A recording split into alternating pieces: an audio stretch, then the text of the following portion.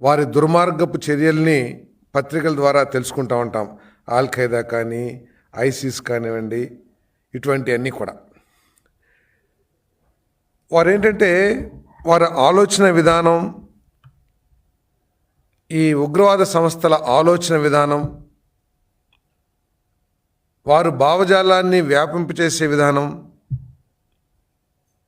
వారి ఆలోచనల్ని అమలు చేసే విధానం చూస్తామంటే వైఎస్ఆర్ కాంగ్రెస్ పార్టీకి చాలా దగ్గరగా ఉంటాయని నమ్మాల్సిన పరిస్థితి ఈరోజు వైసీపీ పార్టీ నాయకులు కానివ్వండి, లేకపోతే వారు మాట్లాడే విధానం కానీ చూస్తే అర్థమవుతుందని చెప్పేసి నేను మనవి చేస్తాను.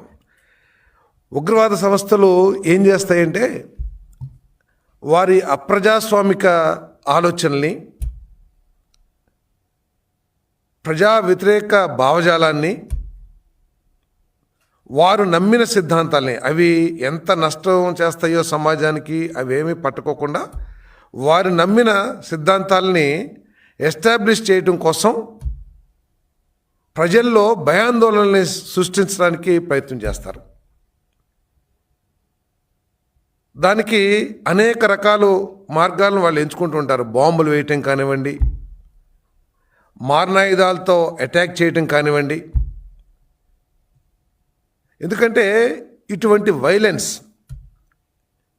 ఇటువంటి ఉగ్రవాదం కానీ, అరాచకం కానీ దాంట్లో బలైన వ్యక్తుల్ని పక్కన పెడితే దాన్ని ప్రచారం ఎక్కువగా జరుగుతుంది అనేది ఆ ఉగ్రవాద సంస్థల అభిప్రాయం.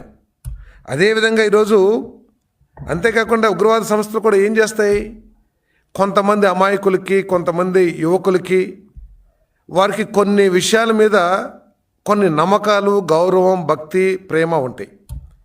వాటిని ఆసరాగా చేసుకుని, వాళ్ళ అమాయకత్వాన్ని ఆసరాగా చేసుకుని వాళ్ళందరినీ కూడా ఊబిలోకి లాగే ప్రయత్నం కూడా చేస్తాయి ఉగ్రవాద సంస్థలు అన్నీ కూడా అని చెప్పేసి నేను మనం చేస్తామని.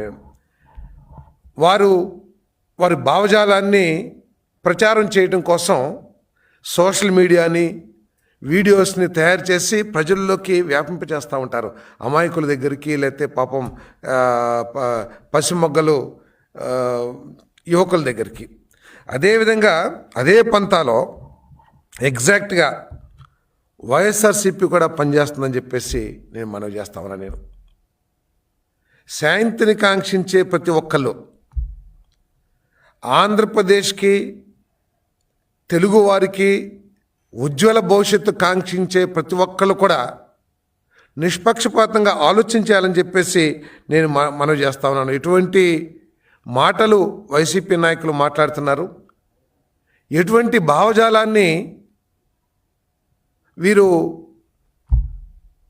వ్యాపింపచేస్తున్నారనేది ఒకసారి ఆలోచించాలని చెప్పేసి కూడా మనవి చేస్తాను. నేను ఉగ్రవాదులు ఇంకోటి కూడా చేస్తారు. భయాందోళన రేకించడానికి బాంబులు, లేకపోతే మారణాయుధాలు, వైలెన్స్తో పాటు వ్యవస్థల్ని, అదేవిధంగా వనరులను కూడా విధ్వంసం చేసేస్తారు. ఒక్కసారి మనం కనుక ఆలోచించినట్లయితే వైసీపీలో ముఖ్య నాయకులుగా చలామణి అయ్యే వ్యక్తులు మాట్లాడే తీరేమిటో ఒకసారి ఆలోచించేయాలి.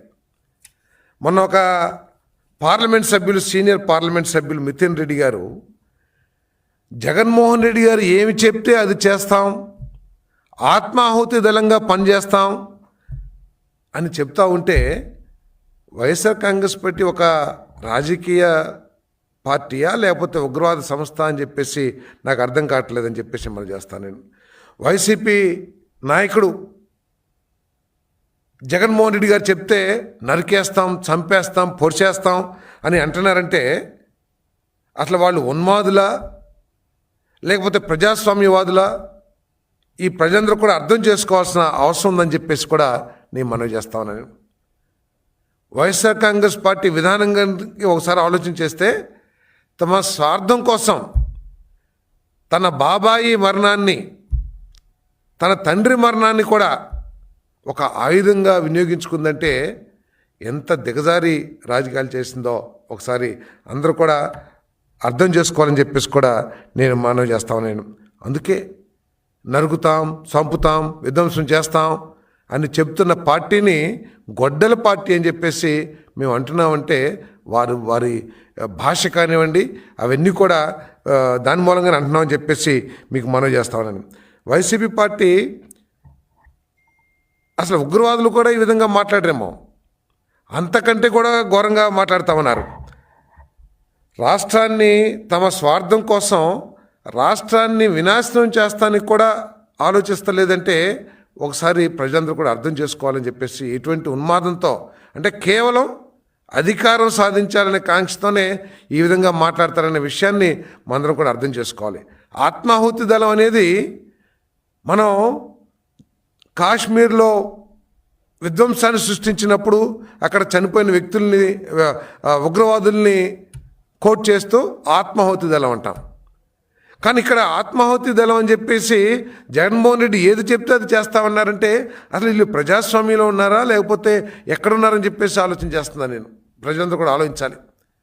మనం భారతదేశ చరిత్ర తీసుకుంటే స్వాతంత్ర సమయం నుంచి కూడా రాజకీయ పార్టీలో కూడా ప్రజాస్వామ్యం అగ్రనాయకత్వం ఒక ఆలోచన చేస్తే ఆ ఆలోచనలో తప్పుంటే గొప్ప నాయకులందరూ కూడా దాన్ని వ్యతిరేకించటమో విభేదించటమో లేదా చర్చించటమో చేశారు తప్పితే మా నాయకుడు ఏది చెప్తే అది మేము గుడ్డిగా ఫాలో అవుతామని చెప్పేసి భారతదేశ రాజకీయ చరిత్రలో లేదని చెప్పేసి మనం చేస్తాను.